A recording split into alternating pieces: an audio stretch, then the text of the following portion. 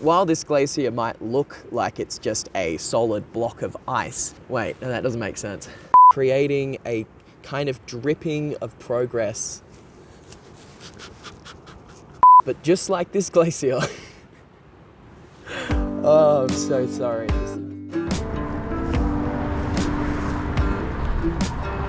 So at a time when I don't exactly have an abundance of either, I've decided to spend a bunch of my time and money undertaking a training course on something I've never heard of before. You might rightfully ask why I do this. Well, my brain is often somewhat a bit like a freeway. It's busy, it's loud, and occasionally strewn with Gatorade bottles filled with human urine. And in the last few years, I've been petitioning the old Cranium Council to do something about the mess, which has resulted in delightful experimentation with often ideologically clashing concepts and techniques. So when a few of my friends decided they wanted to take a course in something rooted in Eastern philosophy, somewhat neatly packaged under the guise of the Western scientific method, I said, yeah, sure, I'll join. So what is mindfulness-based stress reduction? Oh, I actually don't know, so we're gonna have to jump back in the car, drive 10 hours to the first session, and hopefully then I can let you know. Come on, let's get off this freeway.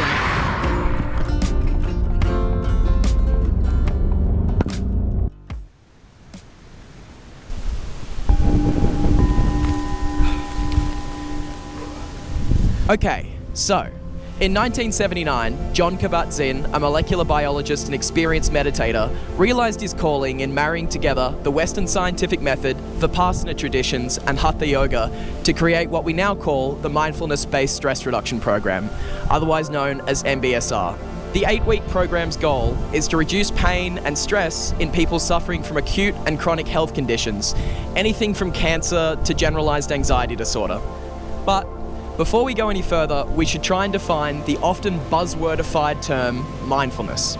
Mindfulness is something which can be quite broadly defined, but for our purposes, we're going to be taking our definition straight from the MBSR coursebook. Mindfulness is about making what you are doing right now the most important thing in the world. Mindfulness meditation is also about learning to be curious, as well as being inquiring and interested in the exact subtle flavor or pattern of every experience that arises, without trying to change it, whether it be joy, sadness, embarrassment, pleasure, pain, a moment of contempt, a loving feeling, a headache, or heartbreak. The formal practice of mindfulness happens by making space and time each day to bring your awareness to what is happening right now. The focus of this practice can be the breath moving in and out, general body sensations, feelings, and thoughts, all the ongoing experiences of being a person. With this regular practice, your mind, which is normally pretty restless, becomes a bit more disciplined, so that you'll find you can concentrate on this moment a little more. So, as a student of an MBSR course, what should you expect? Well, firstly, in order to have any effect on your life, it requires a commitment from you to practice. On top of the weekly meetups, for each day that the course runs over the 8-week period, you'll be expected to do about an hour of home practice a day.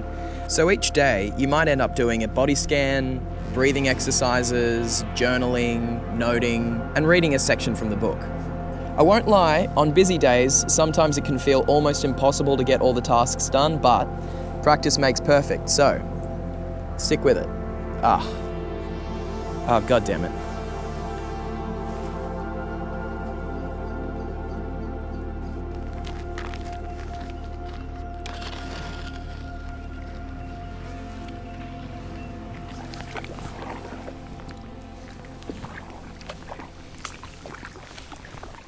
Now let's talk about cost. So the company that I'm doing the MBSR program through is called Open Ground, and they offer the 8-week program at about $700, although they make a strong point to express that anyone who genuinely can't afford that cost due to any sort of financial struggles is eligible to have a reduced course fee. Based off the little bit of shopping around I've done, it seems to be on the low end of course costs for MBSR programs, and I think given how much face-to-face time there is and the length of the course in total, I was actually pretty happy with the $700 fee. I do think it's pretty reasonable.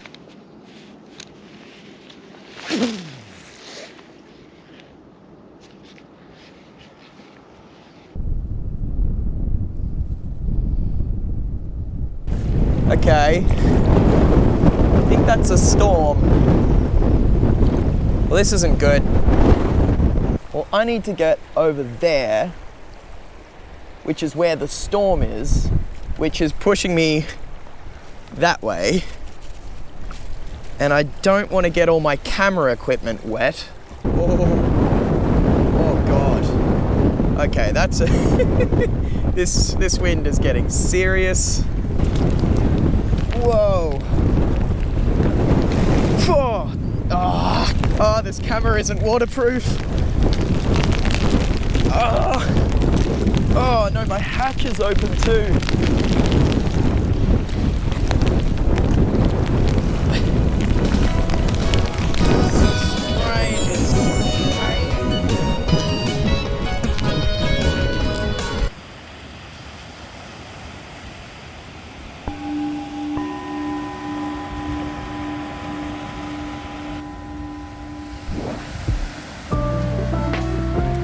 In week 5 of the course, you'll undertake a 1-day silent retreat, where you'll be guided through all of the practices you've already been doing at home, plus a few new ones, but in silence. As someone who's been curious about silent retreats for ages, but never actually been a part of one, I was super happy with my experience. It's a really fascinating adjustment to not acknowledge the other human beings in a space for a whole day. And it doesn't necessarily come easily, but once you commit to the whole experience, I find it gives you the permission to really drop into it and commit to the whole day's practice. So thumbs up for the whole experience from this guy. So during the first week of MBSR, I created a list of achievable time management modifications that I could make to my life in order to fit the course in. And now that we're at about the halfway mark of the course, I thought I would go back, revisit those and see how well or otherwise I've kept those promises to myself.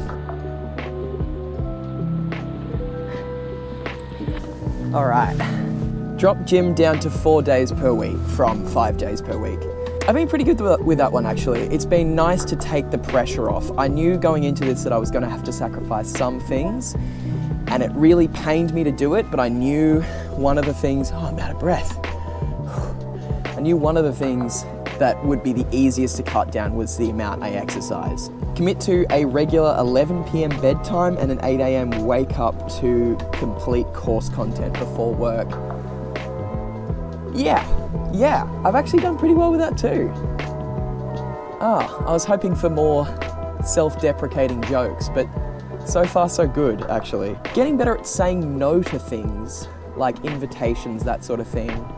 A little bit. I struggle with that. That's kind of like a deeper rooted issue for me of being okay with saying no. So expecting myself to just be able to flip a switch with that was maybe a bit unrealistic. But I've been better at it for sure. And because it gives you an excuse to be like, sorry, I can't, I've got to do this thing. So yeah, not too bad, actually, not too bad.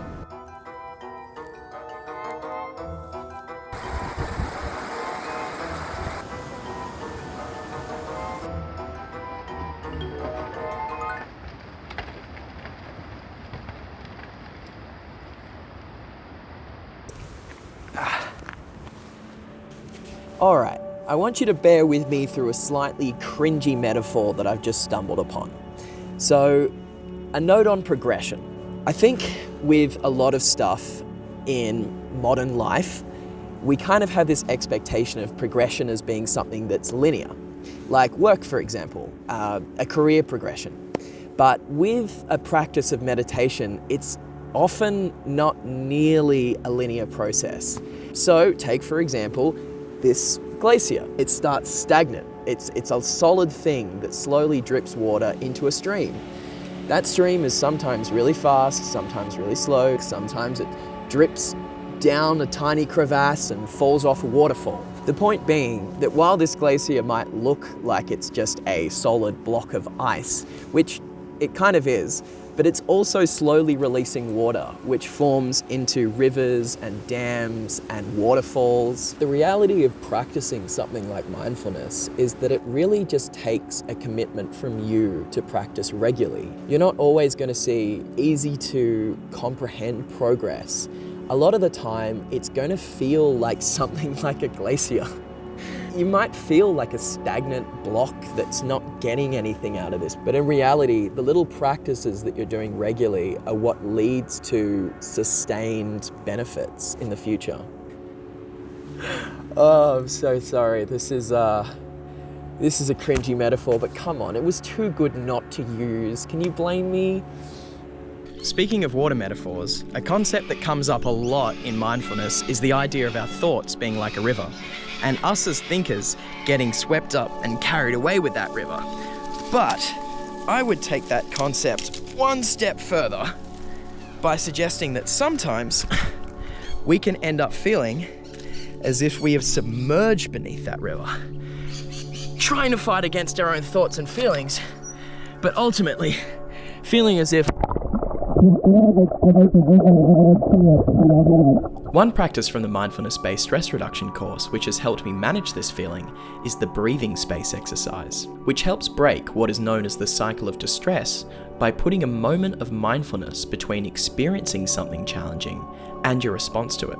And why this is so important is because if we react immediately to a situation which causes us to feel something quite intense, like fear or anger, we react on autopilot with our old habits, which for many people results in having an outward response which we find regrettable. This then amps up our emotional state even more, feeding back into the cycle of distress and cementing unhealthy patterns. So the breathing space exercise combats this and is really easy. So let's run a quick scenario where practicing the breathing space would be helpful. Let's say you have a family member with whom you always end up in an argument. Normally, when they say something that triggers your anger, you react instantly and without thinking, feeding into a cycle of negative interactions. But this time is different. You remember the breathing space exercise and you excuse yourself to another room. Now we are going to close our eyes and pay attention to our own thoughts and what emotions and physical sensations they are conjuring.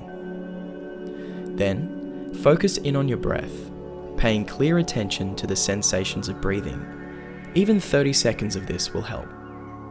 Now, feel back into your body and mind. Notice if anything has changed or stayed the same.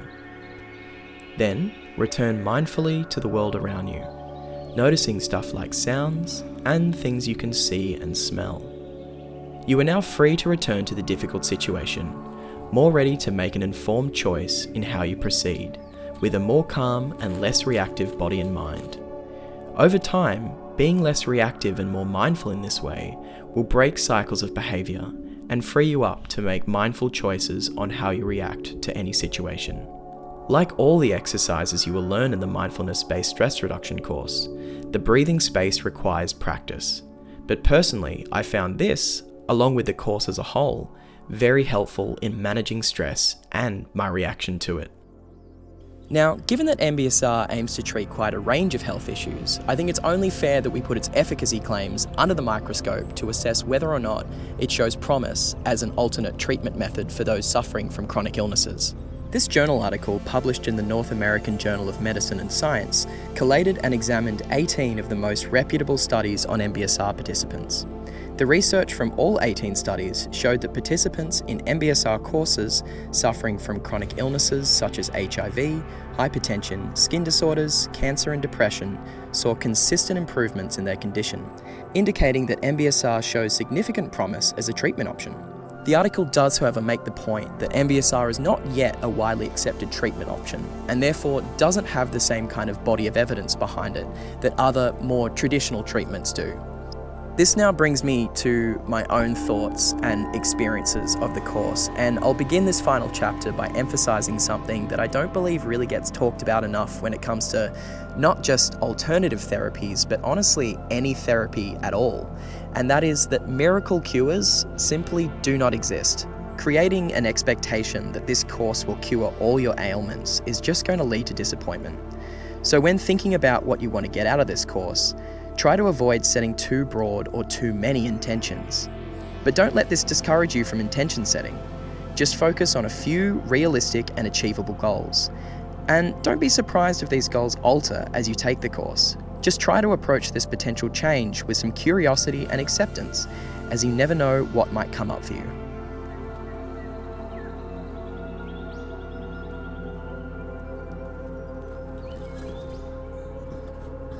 Now that about 6 months have passed since I completed the course, I think my biggest takeaway from the experience is just how powerful having a community is when undertaking something like an MBSR course. For the first time in my journey with meditation, I was practicing mindfulness in a structured setting alongside a group of people who were encouraging one another and validating each other's experiences.